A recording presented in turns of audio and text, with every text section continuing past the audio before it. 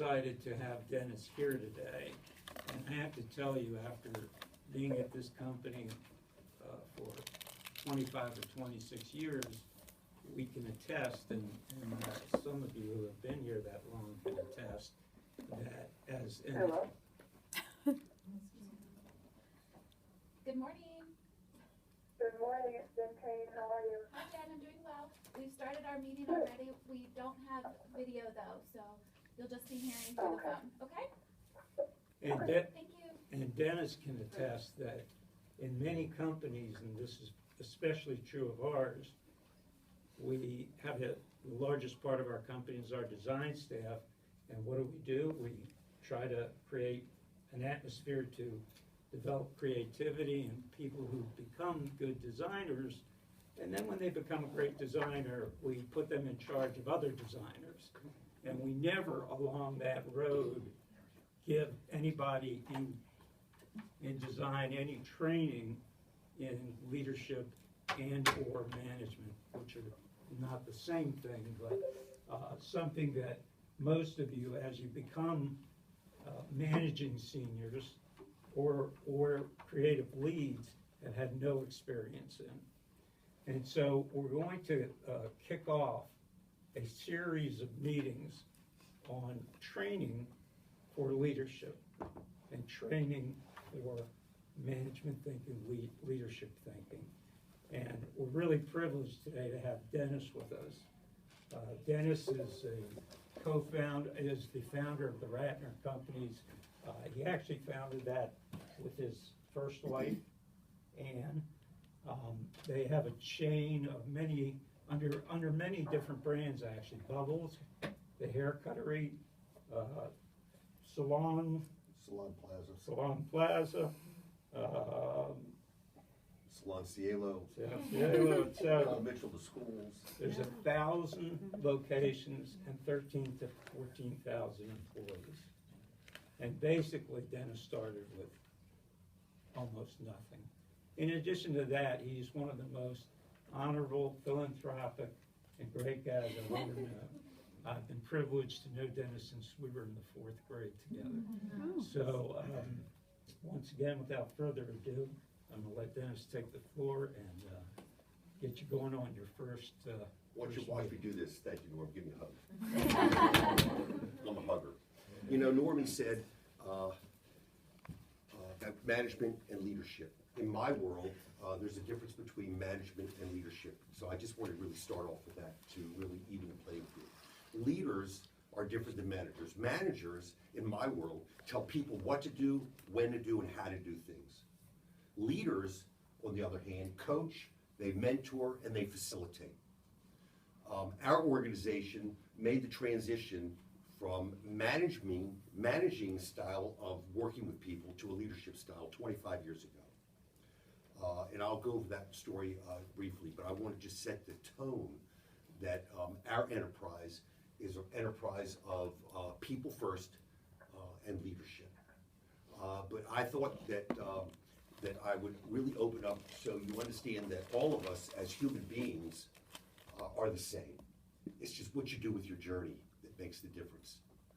And I'm going to go over my beginnings because I really want to demonstrate to all of you that any of us, no matter who you are, if you're not special needs, which some people are, and I have total empathy and respect for that, but if you're a normal American in this great country, democratic, we all have the opportunity to achieve to greater heights.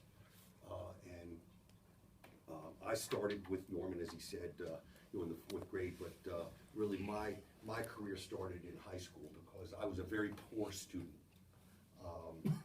And out of 350 kids in high school, I ranked about number 300. Barely got out of high school with D's. A few F's, went to summer school every summer. Out of high school, I went right into the Army for 6 months because I wanted to get that over with. This was in 1961. Came back from the Army, and I thought I wanted to go to college.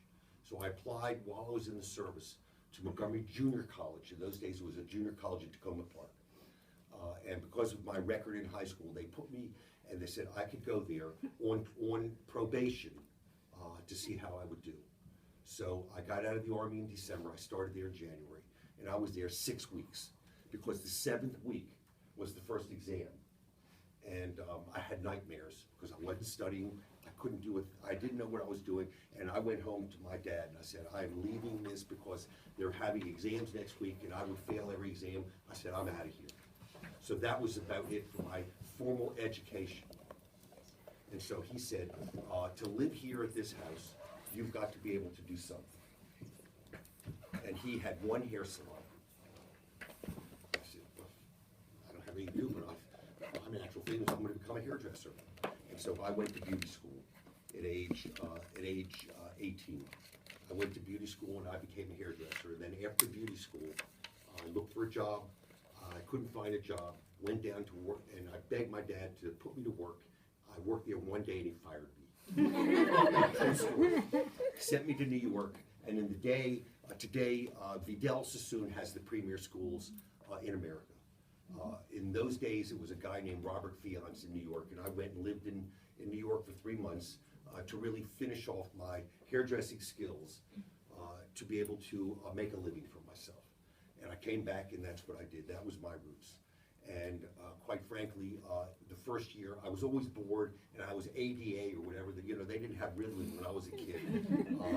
And at age 19, I was working just 3 days a week, making about $100 a week, and just partying with my friends up at his school at AU.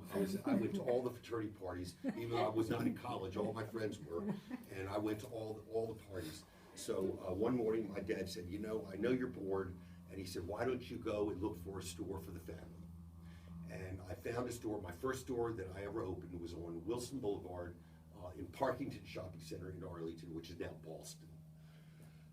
And at age 19, I opened the door and I was my first employee. And that's how I started opening my first store at age 19.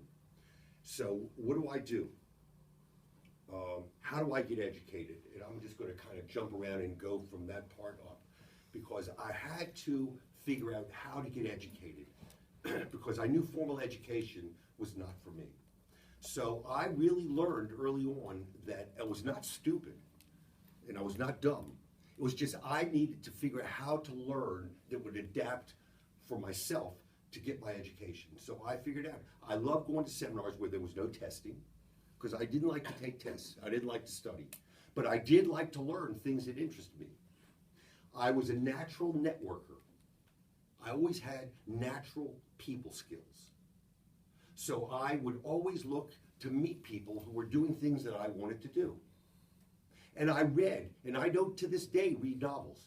I only read business periodicals, business books, especially family and business, because we have a family, functional business that works in harmony, functionally, and really it's a testimonial to my family, because I was still working with my first wife, and I'm getting ready to marry my third. So it's been quite a journey as it relates to domestic journey. But I still am best friends with my first wife, and we work together, and we have shared 2 daughters together, and we've been great partners. And it doesn't mean that it's perfect, because anything we do, everything we do is imperfect. That's the thing. There is no perfection in any of our journeys. And surely in my own journey, after my last divorce, I had to go and perform for 10,000 people over a 2-month period, and I was down in the dumps. I was really down in the dumps. So even myself, and I use myself as an example, because all of us, we have drama at home at some time, whether we're all children of parents, whether we have boyfriends, partners, whatever your situation is, think to yourself, it's not perfect at home. And so I use myself as a testimonial, because we're in a company of all female. And with between domestic abuse and drugs and children and sickness and health, and I mean all the things, there's drama, there's natural drama with all of us, no matter who you are. That's called humanity.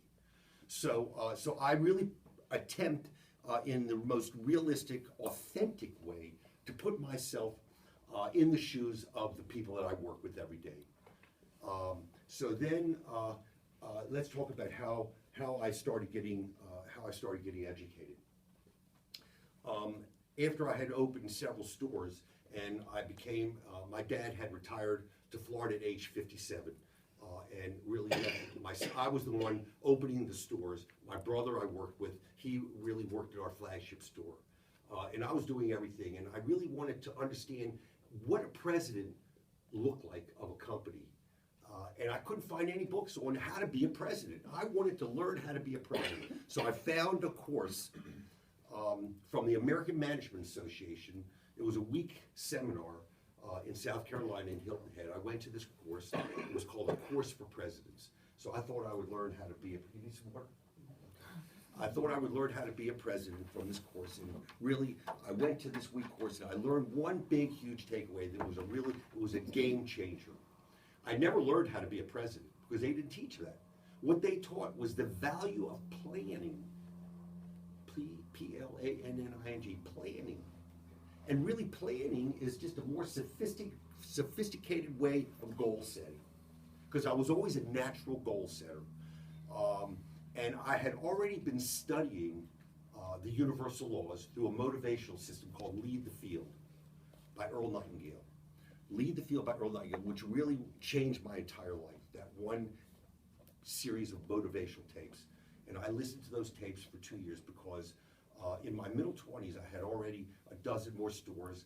I was cooking along, still getting educated, studying the universal laws, and I was looking for something to break away because I had met Ann, my first wife. We were getting married. We wanted to have a family, and I didn't want to change my lifestyle, and I couldn't afford to buy a home, and I couldn't afford live-in help to really continue the lifestyle that I chose to have. And I was looking for something because I was not making enough money because my dad had everything in an equal playing field for my brother and myself, and we were being compensated the same. However, I was doing most of the work. And really graciously, I didn't mind that. That was the way it was because I was the outside person. My brother was in the one flagship store, and I was opening all the stores. But I wanted more. So with Ann, my first wife, she was a very competent top hairstylist, and she's from England. And so she was working at a place called Vincent and Vincent in those days. Anybody ever remember that name? Vincent and Vincent? Boy, you remember? Okay, that was a large chain. Exactly. They had about 80 stores. I knew the guy, Vincent Jezza Maria. He was a guy I knew, much older than myself. I'm probably his age. He's gone. But anyway, Ann and I was looking for some other business. And through these tapes, there was one key tape. It was called Acres of Diamonds. Acres of Diamonds, meaning that we all of us, if you really think below who you are and where you are, we all have opportunity and we all have really acres of diamonds.